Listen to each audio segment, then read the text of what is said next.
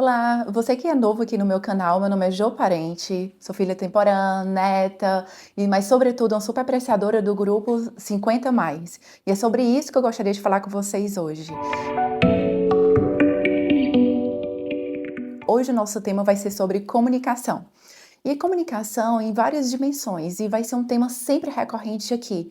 Porque, inclusive, é uma das dificuldades, das maiores dificuldades que eu vejo do idoso diante da família, do idoso em frente às tecnologias, meios de comunicação de hoje. Você já falou, já se pegou falando, ou já viu, inclusive vocês, filhos, já viram pais falando assim: nossa, hoje ninguém mais quer ouvir, hoje ninguém mais escuta ninguém, a gente tem que pagar um psicólogo para ser escutado. Sim, hoje, na verdade, é uma das maiores queixas de todas as pessoas em todas as idades. Eu escuto muito a minha mãe falando isso. E ela, inclusive, quando eu ligo para ela, ela fala: ah, minha filha, passei o cartão do plano de saúde para falar comigo mais 30 minutos. Porque, de fato, hoje tempo é uma questão assim muito restrita às pessoas, né, de cada um. E aí, quando eu falo em comunicação, a forma como você comunica é quase uma necessidade intrínseca do ser humano. A necessidade de se comunicar com alguém. Mesmo aquelas pessoas assim que gostam de ficar mais em casa, elas têm uma forma de se comunicar, seja através de repente faz uma arte, de repente gosta de tocar uma música, mas ela sempre tem uma forma de chegar ao outro, de chegar às pessoas. Hoje, realmente, a velocidade das pessoas está muito mais acelerado e muito mais pontuado o tempo. O idoso, quando chega à aposentadoria, ele tem um tempo mais espaçado, enquanto as pessoas da minha geração, por exemplo, têm um tempo mais guardado para cada função da vida dele, para ser mãe, para ser trabalhador, né, para ser marido ou filha, enfim, para ser profissional. Então, assim, o tempo geralmente disponibilizado para essa conversa mais fluida, que o idoso sente necessidade, é mais restrito. Por exemplo, eu vejo minha mãe com essa queixa recorrentemente que nós, filhos, não temos tempo suficiente para ela. No entanto, eu passo 40 minutos conversando com ela e mesmo assim não é o suficiente. Então, assim, eu já cheguei a perceber que algumas pessoas deixam de atender a ligação da minha mãe ou de algum idoso porque não vai ter esse tempo de 40 minutos para ele. Então, número 1, é muito importante que você tenha uma comunicação não mais prática, porque eu sei que é importante você ter uma comunicação fluida, de falar tudo que você está pensando e sentindo, mas de repente dividir essa comunicação distribuída no dia. Por exemplo, eu falo com a minha mãe uns 10 minutos, depois eu falo: mãe, mais tarde eu vou falar um pouquinho mais com a senhora. Então eu comecei a distribuir mais a minha comunicação com ela ao longo do dia, porque dessa forma mais espaçada eu consigo cumprir com essa escuta para ela. E eu acredito que, por exemplo, muitas vezes o meu irmão não tem como, com filha, com emprego, com esposa, com a casa para cuidar, ele ter a mesma escuta que outra pessoa tem. Ele muitas vezes liga do carro e fala no viva voz com a minha mãe. E eu percebo que a minha mãe não sente que ele está se comunicando com ela, porque ele tem aquela comunicação em trânsito. Ele está se comunicando enquanto está andando, enquanto está fazendo algo. Mas eu já falei para ela: mãe, pelo menos o meu irmão liga para a senhora, entendeu? Então, assim, ela não sente que ele está se comunicando porque ele não está parado, olhando para ela, falando com ela, disponibilizando um tempo só para ela. Mas, gente, vocês, idosos, vocês já tiveram na nossa idade. E na nossa idade eu tenho certeza que vocês também não tinham esse tempo totalmente disponível. Vocês estavam sempre em trânsito, vocês estavam sempre numa função. O mundo hoje demanda muito de nós e demanda quase assim de uma forma instantânea que estejamos de prontidão para tudo e para todos. Então tenta entender seus filhos e filhos tentem entender seus pais e seus avós, seus tios. Acredito muito que tenha que haver um equilíbrio das duas partes. Os pais entenderem que os filhos, sim, falam muito com eles em trânsito e que eles estão sentindo que estão se comunicando com vocês. E tentem fazer um esforcinho para reconhecer o esforço deles, né? É melhor falar assim pouquinho em trânsito do que nunca ligar. Outra questão também que eu vejo muito dessa questão de comunicação é a necessidade do idoso de ir aos bancos, por exemplo, para falar com o gerente do banco. E muitas vezes eu falo: "Mãe, eu já resolvi tudo aqui com a senhora pelo aplicativo do banco, não tem mais necessidade de ir falar com o gerente". A minha mãe mesmo assim tem a necessidade de se arrumar, de ir ao banco, de falar com a gerente presencialmente, não é nem ao caixa eletrônico, é a gerente. E a gerente muitas vezes não sabe nem por que a pessoa está ali, o cliente está ali. Porque ele tem todos os recursos de aplicativo hoje. Hoje as coisas são muito mais efetivas por aplicativo, é até uma forma de proteger vocês para não se locomover a banco, não ficar se expondo, porque afinal vocês são ainda o maior alvo de vulnerabilidade, né, para quem quer se aproveitar disso. Por isso, pessoal, que é muito importante vocês elegerem uma pessoa para conversar sobre as suas angústias, sobre os seus anseios, sobre as suas dificuldades, desafios, né, nesse processo de envelhecimento. Por isso que é importante o psicólogo, né? Eu sou psicóloga e eu vejo a importância de ter essa fala com o psicólogo, porque é uma fala mais fluida. A pessoa não fica se ponderando, não fica se limitando no que vai falar. Muitas vezes eu vejo, por exemplo, a minha mãe conversando muita coisa em relação aos desafios dela comigo e só contando maravilhas para o meu irmão. E parece assim que a gente está lidando com duas mães distintas e acaba me sobrecarregando, claro, porque para um psicólogo, quando você fala com um psicólogo, ele não tem exatamente sentimentos, né, com você. O que ele vai escutar, ele não gera sensações, sentimentos nele. E com o filho gera. Existe algo que é a compreensão racional e existe a compreensão emotiva. Então, com filhos, acaba gerando, sim, sentimento de igualmente de angústia, se você compartilha uma angústia.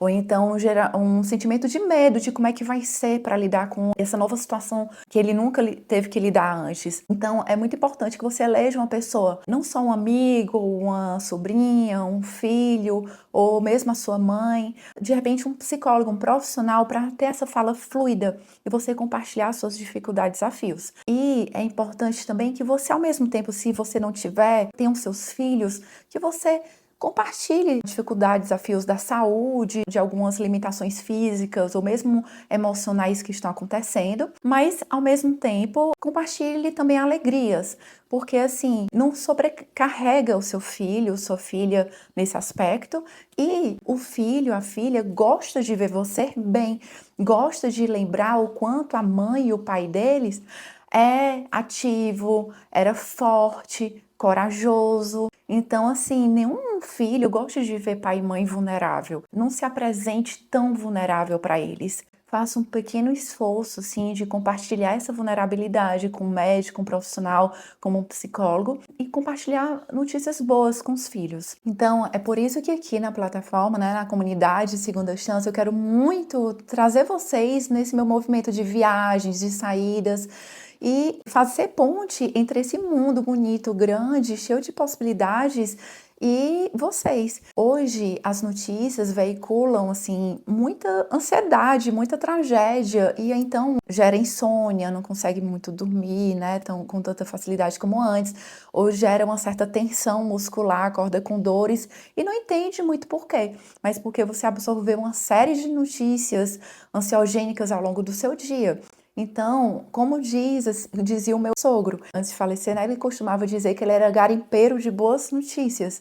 E eu acredito muito que se abrir a boas notícias não é ignorar o mundo, se alienar ao mundo, mas é ter o seu limite. Não, eu vou até aqui, vou absorver até aqui, mas eu escolho também ver um mundo bonito e produtivo.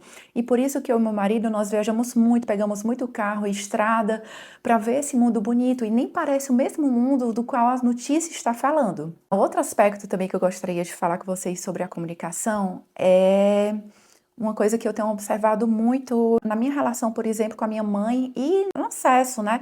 Eu converso muito com as pessoas que eu não conheço até na rua, elas têm trazido muito isso a mim. Quando os pais começam a demonstrar não se adaptam tanto a essas tecnologias de hoje, os filhos tendem a ajudar muito vocês, eu acredito, e começam a organizar mais a vida de vocês dentro desses dispositivos tecnológicos de hoje. Então começa a resolver muitas coisas de banco para vocês nos aplicativos, começam a acessar muitas páginas para fazer marcações online. Vocês devem estar se deparando agora com a realidade de filhos organizando muito a vida de vocês. Isso, acredito, passa uma certa insegurança de você estar se tornando, de repente, uma pessoa ou inútil ou ineficiente, mas não se sinta assim. Os filhos querem, de alguma forma, proteger vocês para que um dia não gere uma bola de neve de problemas, de situações desagradáveis, bancárias, por exemplo, que vão sendo feitas, ou proteger vocês também de alguns bombardeios de empréstimos e consignados que tendem a ter o idoso como vítima. Então, eles acabam tendo essa necessidade de organizar melhor a vida de vocês. Não se sintam ineficientes, não se sintam inúteis. E filhos, cuidado com esse limite também de cuidado, porque é muito importante deixar seus pais ainda com essa sensação de estar ainda no controle, estar ainda capaz de cuidar da vida deles e não adiantar de repente um Alzheimer, mas de mantê-los ainda em atividade. Muitas vezes nessa relação, o filho, por exemplo, acaba assumindo uma função materna ou paterna, né, com a mãe e o pai. Mas é importante que na comunicação com o pai e a mãe ou os avós não vista aquela comunicação autoritária. Então, eu me autopolicio muito com a minha mãe para não assumir essa comunicação autoritária. Então, eu posso estar assumindo uma função mais materna com ela de cuidado, mas na fala com ela eu tento não ser autoritária e não ser materna como vocês costumavam ser com seus filhos, por exemplo. Porque afinal de contas, idoso não é criança, a gente não deve infantilizar a pessoa idosa. Você, filho e filha, ou neto, neta, com certeza um dia não vai querer chegar ao ponto de alguém mandando em vocês. E do mesmo jeito não é o idoso. Imagine, o idoso construiu toda a vida deles, construiu toda a estabilidade deles, e um dia tem alguém mandando neles, dizendo que eles deve, não deve, pode, não pode. Então, gere a função, não gere a comunicação autoritária. Outro aspecto muito importante, dimensão da comunicação, que é importante trazer aqui, é a comunicação. Se você, por exemplo, tem um pai, uma mãe, um avô, avó em processo de demência, a comunicação é muito delicada com pessoas que estão entrando em processo de demência. E não é só Alzheimer, existem vários diagnósticos que levam a uma defasagem cognitiva. Então, é muito importante que vocês leiam sobre esses diagnósticos e desconstruam algumas ideias sobre esse diagnóstico que às vezes é dada só pela má informação. Então, por exemplo, o Alzheimer.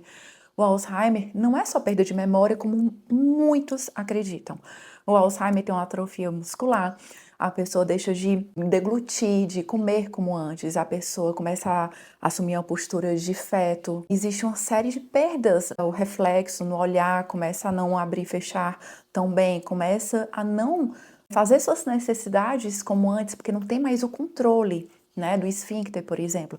Então, é importante que vocês leiam sobre o diagnóstico para não ficar com aquele sentimento de frustração na comunicação com o idoso, não ficar tão impaciente. Eu sei que existe uma ponte longa entre a compreensão racional e a emotiva. Muitas vezes eu entendo, Joana, eu sei qual é o diagnóstico do meu pai, da minha mãe, e eu sei o que isso acarreta e a perda de algumas funções dele, mas eu não consigo aceitar. Isso é muito comum. É difícil aceitar, então existe uma compreensão racional, mas não se elaborou ainda de forma emotiva. Então, por isso que também é importante ter alguém para conversar sobre isso, até porque os males que não saem pela boca, saem no corpo. Então, começa a aparecer uma manchinha, começa a aparecer alguma dor muscular de tanto contrair, de tensão, e muitas vezes você não está associando a esse sentimento que você não está botando para fora. É muito frustrante, sim, lidar com um idoso que precisa de cuidados, né? Ver uma pessoa partindo diariamente aos poucos. Eu vi muitas vezes as pessoas argumentando quando meu pai entrou no processo de demência, muitas pessoas argumentando que não queria ver o meu pai porque não queria ver como ele estava, porque era duro ver meu pai como ele estava. Imagine a gente ter que comunicar isso ao meu pai, o porquê que fulano ou cicrano não está mais visitando ele. porque disso ele estava ainda muito, muito a par, entendeu? Ele estava sentindo falta de algumas pessoas e algumas pessoas não estavam visitando ele porque não conseguiam ver como ele estava. É frustrante também. Por exemplo, uma vez eu saí para passear com a minha avó para mostrar toda a iluminação de Natal que a cidade tinha feito e saí passando por algumas praças, alguns lugares com iluminação muito bonita de Natal para mostrar à minha avó. Quando chegamos em casa, minha mãe falou: "E aí, mamãe, gostou do passeio?" Ela: "Que passeio?" Então, assim, ela não lembrava mais. Mas o que importa é que você sai pontuando o idoso com pequenas felicidades e ele vai se alimentando desses instantes e vai somando esses instantes de alegria. Então, eu sei sim que é muito frustrante, é exaustivo, é duro, é quase um luto diário, é como se a pessoa estivesse ali, mas não tivesse. Mas, por favor, tente abrir mão até desse ego, porque é ego, entendeu? E tente pensar assim: não, eu estou fazendo bem a ele visitando, conversando ainda com ele. Nós ficamos frustrados com essa perda do ciclo de visitas na casa por conta do meu pai. Se você tem uma pessoa com um diagnóstico assim com o qual você ainda não consegue elaborar ou sentir a pessoa, a ideia do definhar diariamente, tente resolver isso dentro de você agora, porque para você vai ser muito difícil se um dia essa pessoa partir e você não tiver aproveitado essa pessoa o suficiente, não tiver falado, não tiver cuidado dela o suficiente, não tiver falado tudo o que pensava, do tudo que sentia. Então, resolva isso ainda enquanto a pessoa está viva. Aproveite a pessoa, tente elaborar esse diagnóstico com um psicólogo, porque se um dia a pessoa partir, você não tiver elaborado isso dentro de você, você vai carregar isso o resto da sua vida. Um aspecto também importante de conhecer mais o diagnóstico de alguém, relacionando a comunicação, é até para você entender a forma como você vai colocar a sua comunicação com ela. Então, por exemplo, algumas pessoas pediam para eu me comunicar com a minha avó, porque não conseguiam se comunicar algumas coisas com ela. Então, por exemplo, eu falava: "Mãe, toda vez que você for comunicar com a vovó que está em processo de Alzheimer, você fala: mamãe, chama a atenção dela. Aí ela vai olhar para você. E aí você vai se comunicar com ela, olhando para ela, olhando de frente para ela, para dar a possibilidade dela de fazer leitura labial e fala de forma espaçada e coisas mais objetivas, né? Numa linguagem mais objetiva. Não fica divagando com ela, porque ela não vai acompanhar. Porque chega um momento em que o idoso começa a não responder mais ao ambiente. E muitas vezes não é um Alzheimer, é às vezes uma questão auditiva. Então, por exemplo, eu já fiz na época da faculdade trabalho voluntário em casa de repouso, em que eu era monitora de atividades lúdicas e tinha uma pessoa que ninguém se comunicava com ela. E aí eu fui me comunicar com ela e tudo era questão da audição dela e da visão. Então, eu desenvolvi atividades de frente para ela e numa linguagem mais que não exigia tanto a visão dela e numa forma mais espaçada, mais pausada e um tom mais alto, para eu alcançar a comunicação com ela. Então ela começava a me responder mais o ambiente, porque não era um Alzheimer, não era um processo de demência, um outro qualquer. Era simplesmente a audição e a visão dela que estava ficando mais debilitada. Então, você conhecendo mais as limitações do idoso, estando mais a par, você consegue adaptar mais a comunicação com ela. E ela consegue lhe responder da melhor forma. Então, é por isso que a comunicação, né, em várias dimensões, eu vou depois trazer aqui de forma mais detalhada, de repente, sobre cada uma dessas dimensões, mas eu não posso deixar de falar, voltar a falar aqui a importância de vocês estarem ou lendo, ou assistindo, né? Ou estar em ciclos, em ambientes em que vocês gerem novidades para contar, para vocês terem essa comunicação de forma saudável e agradável com seus filhos e seus netos, né? Então, continuem estando em ciclos, em ambientes, ou usando instrumentos em que vocês alcancem novidades para compartilhar. Minha mãe fala: ah, ninguém mais quer ouvir e só quer saber de coisa boa, não posso mais falar a realidade, não posso falar mais a verdade de algo que eu estou sentindo. Gente, compartilhem isso com o psicólogo, compartilhem isso com o médico, porque tentem ter momentos de qualidade com seus filhos e netos e continue alcançando essas boas novidades, esses assuntos, lendo sobre alguns deles que vocês gostem, para continuar gerando uma conversa agradável, efetiva, um momento agradável com eles. O mundo já está muito difícil e ninguém mais aguenta falar, conversar sobre coisas difíceis. Eu sei que existe sim uma realidade. Ah, Joana, eu não tenho com quem falar sobre o cuidador da minha mãe que não está dando mais conta, ou que a funcionária que cozinha está reclamando do cuidador que não lava um copo, porque a funcionária quer que ele lave copo, só que o cuidador não faz isso, o cuidador só tem a função de cuidar, e a funcionária fica irritada porque está gerando louça para ela lavar, e eu não tenho mais com quem falar sobre isso, porque eu cuido só da minha mãe, os outros irmãos não se atentam tanto a isso, sou eu que tenho que administrar tudo na casa dela. É difícil, eu sei, mas a gente tem que construir juntos uma saída para isso, porque vocês precisam continuar tendo momentos de qualidade com seus pais. Então, gente, vamos inclusive gerar novidades boas, vou trazer novidades boas aqui, vou levar vocês para esse meu movimento de viagens, de saídas, para a gente gerar também novidades boas para vocês compartilharem com seus filhos e netos e continuar instigando vocês também. Então, compartilhe esse conteúdo com quem você acha que poderia agregar à nossa comunidade Segunda Chance. Acione o sininho logo aqui embaixo e deixe aqui o seu comentário do que você acha desses aspectos da comunicação que eu falei, quais são as suas dificuldades, em que dimensão é essa dificuldade, para que eu continue trazendo de forma mais específica esse assunto.